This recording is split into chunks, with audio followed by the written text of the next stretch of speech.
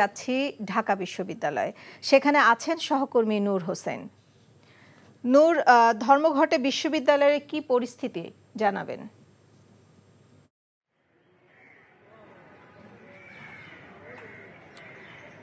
নাজনীন, বাংলাদেশ বিশ্ববিদ্যালয় শিক্ষক সমিতি ফেডারেশনের ডাকে যে সর্বাত্মক কর্মবিরতি চলছে, এর ফলে দেশের সবকটি পাবলিক বিশ্ববিদ্যালয় মূলত অচল হয়ে পড়েছে। আমি সকাল থেকে ঢাকা বিশ্ববিদ্যালয় এলাকায় অবস্থান করছি এবং এই কর্মবিরতির কারণে বিশ্ববিদ্যালয় এখন পর্যন্ত কোনো ধরনের ক্লাস হয়নি, কোনো পরীক্ষা হয়নি এবং কোনো ধরনের এর বাইরে যে প্রশাসনিক কর্মকাণ্ড আছে, অন্যান্য একাডেমিক কর্মকাণ্ড আছে, সেসব অনুষ্ঠিত হয়নি। গতকালকে বাংলাদেশ বিশ্ববিদ্যালয় শিক্ষক সমিতি ফেডারেশনের যে সংবাদ সম্মেলন ছিল, সেই সংবাদ সম্মেলন থেকে তারা স্পষ্ট করে জানিয়েছেন বিশ্ববিদ্যালয়ে ঠিক কী কী কাজ বন্ধ থাকবে। তাদের ওই সর্বাত্মক কর্মবিরতির মধ্যে সব ধরনের কর্মকাণ্ড তারা অন্তর্ভুক্ত করেছেন। আজকে বিশ্ববিদ্যালয়ের কেন্দ্রীয় গ্রন্থাগার থেকে শুরু করে বিভিন্ন সেমিনার যে লাইব্রেরিগুলো ছিল, সেই লাইব্রেরিগুলোর দরজা পর্যন্ত খোলা হয়নি। বিশ্ববিদ্যালয়ের এর বাইরে ল্যাব গবেষণাগার যেগুলো আছে, সেই ল্যাব গবেষণাগার খোলা হয়নি। বিশ্ববিদ্যালয়ের প্রশাসনিক ভবন যেটি আছে, সেই প্রশাসনিক ভবন খোলা হয়নি। বিশ্ববিদ্যালয় শিক্ষকদের ক্লাস পরীক্ষার বাইরে একাডেমিক কাজের অংশ হিসেবে যে পরীক্ষার প্রশ্নপত্র প্রণয়ন করা হয়, সেই প্রশ্নপত্র প্রণয়নের যে কাজ আছে, যে বিভিন্ন ধরনের সভা সমাবেশ, বিভিন্ন ধরনের সভা শিক্ষকদেরকে করতে হয়, একাডেমিক কাউন্সিলের সভা সহ শুরু করে অন্যান্য যে সভা করতে হয়, সে ধরনের কোনো সভাও তারা এখন পর্যন্ত করেননি। আমরা বিশ্ববিদ্যালয় শিক্ষকদের সঙ্গে এখন পর্যন্ত ঢাকা বিশ্ববিদ্যালয় শিক্ষক সমিতির সভাপতি অথবা বিশ্ববিদ্যালয় শিক্ষক ফেডারেশনের কারোর সঙ্গে কথা বলতে পারিনি।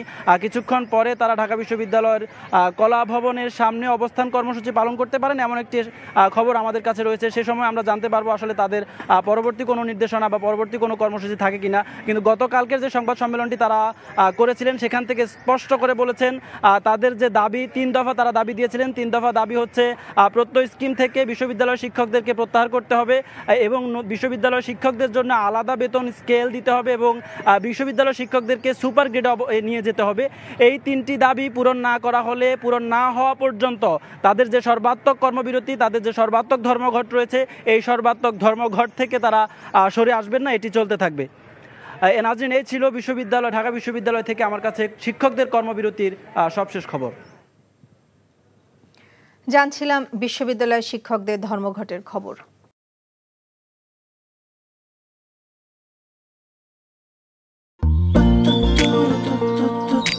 জীবনে এত মেয়ে দেখলাম, কই কোনদিন তো কারোর জন্য এরকম লাগেনি।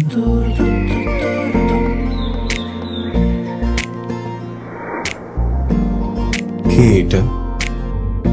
এত মায়া। কেমন আছেন আঙ্কেল? কোন দিক দিয়ে দেখে আমার আঙ্কেল মনে হয়? আরে আপনি আমার মামার ফ্রেন্ড না? কোন মামার ফ্রেন্ড? শামীম মামা। শামীম মামা। আস্তাগফিরুল্লাহ। কি করছিস তুই? এটা আমার ভাগ্নি মায়া। আমি নাই মামা। Thank you uncle. এই আগে জানলে আমি জীবন ও স্বামীর সাথে মিশতাম না। জীবনের প্রথম একটা আমি ভালো লাগলো, সেটা নাকি বন্ধুর ভাগ্নি।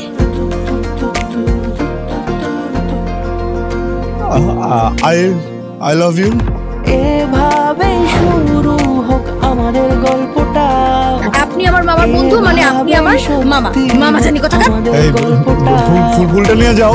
এভাবে শুরু হোক আমাদের গল্পটা।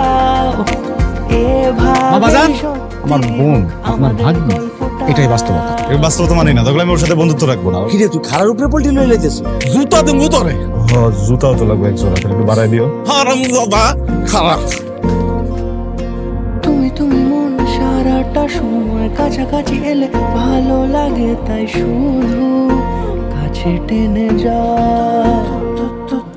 Thank you uncle.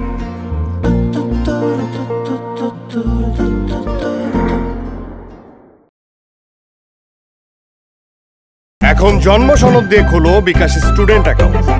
নিজের বিকাশ নিজে কর।